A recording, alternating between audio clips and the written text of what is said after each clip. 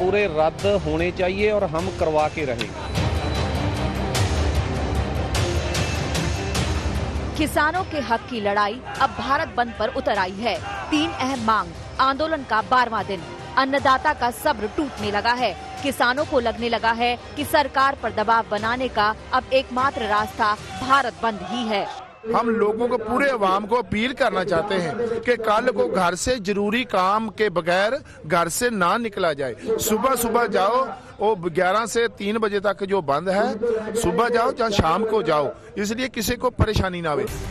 12 दिनों से चल रहा किसानों का आंदोलन अब तक पूरी तरह गैर राजनीतिक रहा है, लेकिन किसानों के भारत बंद को समर्थन देने के लिए कई राजनीतिक पार्टियां सामने आ गई हैं।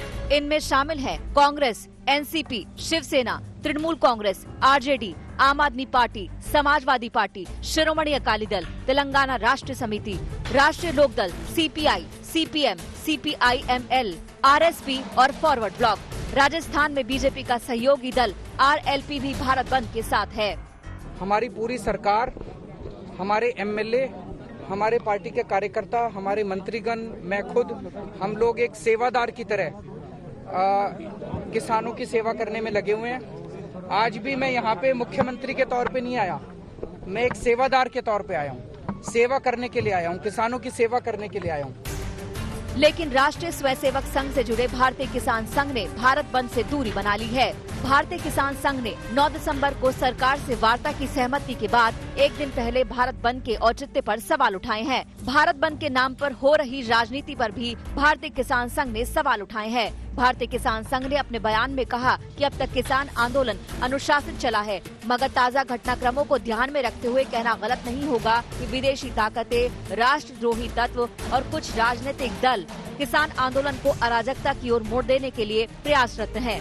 इस ढंग से जिस प्रकार के आंदोलन जा रहा है, ये अहिंसक रहेगा ऐसा हमको संभव नहीं लगता।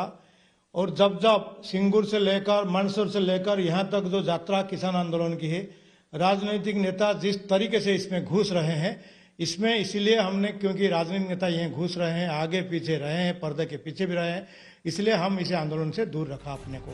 गौरतलब है कि सरकार और किसानों के बीच 5 दौर की बातचीत हो चुकी है। किसानों को मनाने के लिए सरकार कई समाधान पेश कर चुकी है, लेकिन किसान तीनों कानून वापस लेने से कम पर राजी होने को तैयार नहीं है। हमने कहा है कि एमएसपी जारी रहेगी। एमएसपी पर किसी भी प्रकार का खतरा और इस पर शंका करना बेबुनियाद है, लेकिन फिर भी किसी के मन में कोई शंका है तो सरकार उसका समाधान करने के लिए पूरी तरह तैयार है। अब सारी नजरें कल भारत बंद और परसों होने वाली छठे दौर की बातचीत पर हैं। हिमांशु मिश्रा और अरविंद ओझा के साथ अनीशा माथुर, दिल्ली आज तक।